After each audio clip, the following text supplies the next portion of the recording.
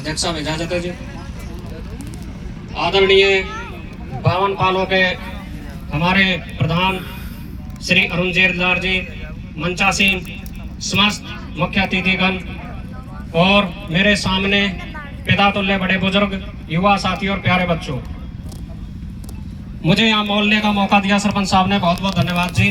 बोलने के लिए वक्ताओं की लंबी कड़ी है, ज्यादा लंबा नहीं बोलूंगा, लेकिन जिसके विषय में यहाँ पर हम बुलाए गए हैं, महाराजा सूरजमल 24 जाट भवन, तो बच्चे यहाँ बैठे हुए हैं, बच्चे देश का भविष्य होते हैं, बच्चों को पता होनी चाहिए महाराजा सूरजमल जी कौन थे। मैं शॉर्ट में 2-4 लाइनों में बता दूं, महाराजा सूरजमल पूरे भारत के इकलौते एकमात्र ऐसे योद्धा हुए जिन्होंने पूरी जिंदगी में 80 युद्ध लड़े, एक भी युद्ध नहीं हारे।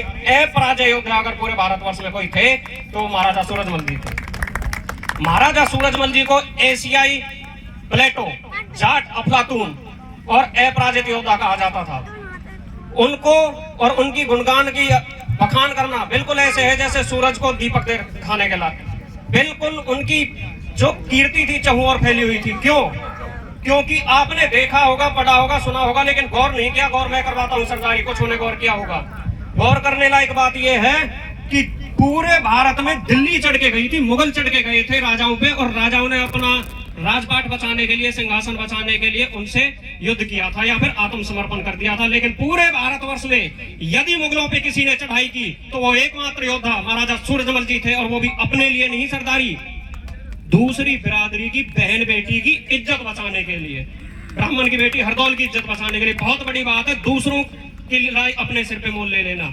इसीलिए जाटों को देवता कहा गया था, और हमारे पूर्वजों ने वे कर्म किए थे क्योंकि हम दूसरों के काम आते थे। और सरपंच साहब ने भी, बंचारी गांव के जो हमारे सरपंच साहब हैं सीताराम जी, इन्होंने भी बिल्कुल वो काम किया है। ये सामुदायिक भवन जो बनवाया है ये दूसरों के भी काम आएगा, न केवल जाट बिरादरी के, 36 बिरादरी के काम आएगा।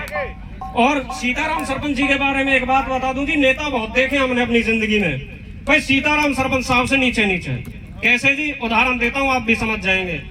सरदारी जैसे ये इलेक्शन हुए थे तो हमने सभी अपने क्षेत्र के जितने भी ये जनप्रतिनिधि चुने गए थे इनका सम्मान समारोह किया था जी पलवल में। सभी को निमंत्रण देने गए थे, तो सभी को निमंत्रण दिया तो हमने उनसे ये भी कहा था कि भाई समाज की तरफ थोड़ा सा गौर करना, समाज के काम करना, आपकी कलम में पावर है।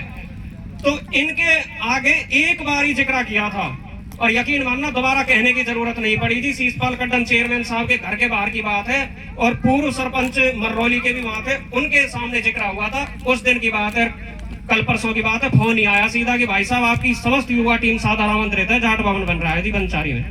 दोबारा कहने की जरूरत नहीं पड़ी सरदारी। ये होते हैं नेता, अपने जो वचन दे दें उसे पूरा करें, ये नहीं कि बार बार जनता की हाजिरी लगवाएं। तो सरदारी आपसे हाथ जोड़कर निवेदन है, जब तक आपकी कलम में ताकत है, चाहे वो किसी भी बिरादरी का भाई बंधु सरदार यहाँ बैठा हुआ है, भाई उस कलम की ताकत का ऐसा यूज करो आपकी बिरादरी के भी काम आए और बाकी समाज के भी काम आए, और भाई अपना और अपने गांव का और अपनी कलम की पावर का नाम रोशन कर दो। बाकी यहाँ पे उपस्थित समस्त सरदारी के चरणों में वंदन, अभिनंदन। कोई गलती हुई हो तो जी माफी। राम राम जी। एक बार जोरदार नारा लगाएंगे, महाराजा सूरजमल अमर रहे, महाराजा सूरजमल अमर रहे। राम राम जी, धन्यवाद।